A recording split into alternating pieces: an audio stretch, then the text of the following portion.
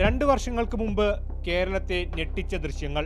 ഇങ്ങനൊരു ബ്രഹ്മപുരം ഇനി ഉണ്ടാകില്ല എന്ന സർക്കാരിന്റെ ദൃഢനിശ്ചയത്തിന്റെ ചവിട്ടുപടിയാണ് ഈ കാണുന്നത്.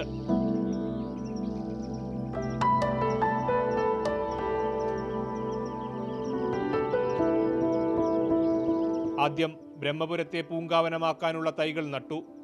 പിന്നാലെ വീണ്ടെടുത്ത ഭൂമിയിൽ ക്രിക്കറ്റ് കളിച്ച് മന്ത്രി MP രാജേഷും കൊച്ചി മേയർ M അനിൽകുമാറും കുന്നത്തുനാട് MLA PV ശ്രീനിജനും.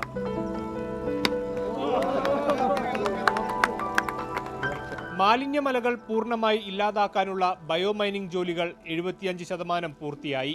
39 ഏക്കർ സ്ഥലത്തിൽ 18 ഏക്കറും വീണ്ടെടുക്കാൻ ഇതിനോടകം സാധിച്ചതായാണ് സർക്കാർ കണക്ക്. ഇത്തരത്തിൽ വീണ്ടെടുത്ത സ്ഥലത്ത് ജൈവമാലിന്യം സംസ്കരിച്ച് ബയോഗ്യാസ് ഉൽപ്പാദിപ്പിക്കുന്ന BPCLന്റെ CBG പ്ലാൻ നിർമ്മാണവും അവസാന ഘട്ടത്തിലാണ്. സംസ്ഥാന സർക്കാരിൻ്റെ നിർദ്ദേശപ്രകാരം കേരള സോളിഡ് വേസ്റ്റ് മാനേജ്മെൻറ്റ് പ്രോജക്റ്റും ശുചിത്വ മിഷനും ചേർന്നാണ് സംയുക്തമായി ഈ മാസ്റ്റർ പ്ലാൻ 706.55 കോടി രൂപയുടെ കൊച്ചിക്ക് വേണ്ടിയിട്ടുള്ള മാസ്റ്റർ പ്ലാൻ തയ്യാറാക്കിയത്. ആ മാസ്റ്റർ പ്ലാൻ കഴിഞ്ഞ ദിവസം കോർപ്പറേഷൻ കൗൺസിലിൽ അവതരിപ്പിച്ചു. സർക്കാരിൻ്റെ നിർദ്ദേശപ്രകാരം അത് അവതരിപ്പിച്ചു. കൗൺസിലിൻ്റെ അംഗീകാരവും അതിന് ലഭിച്ചു കഴിഞ്ഞിട്ടുണ്ട്. ഇനി മാസ്റ്റർ പ്ലാൻ നടപ്പാക്കുന്ന ഘട്ടത്തിലേക്ക് കടക്കുകയാണ്. ബ്രഹ്മപുരമാണ് മാലിന്യമുക്തം നവകേരളം എന്ന ക്യാമ്പയിനിന് കാരണമായത്.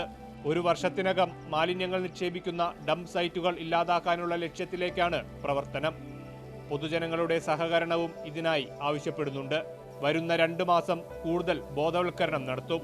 പിന്നാലെ വ്യാപക പരിശോധനയും കടുത്ത പിഴ ചുമത്തൽ ഉൾപ്പെടെയുള്ള കർശന നടപടികളും ഉണ്ടാകും. കേരളത്തെ മാലിന്യമുക്തമാക്കാനുള്ള വാഗ്ദാനം അക്ഷരാർത്ഥത്തിൽ പാലിക്കാൻ സാധിക്കുമെന്ന ആത്മവിശ്വാസത്തിലാണ് സർക്കാർ.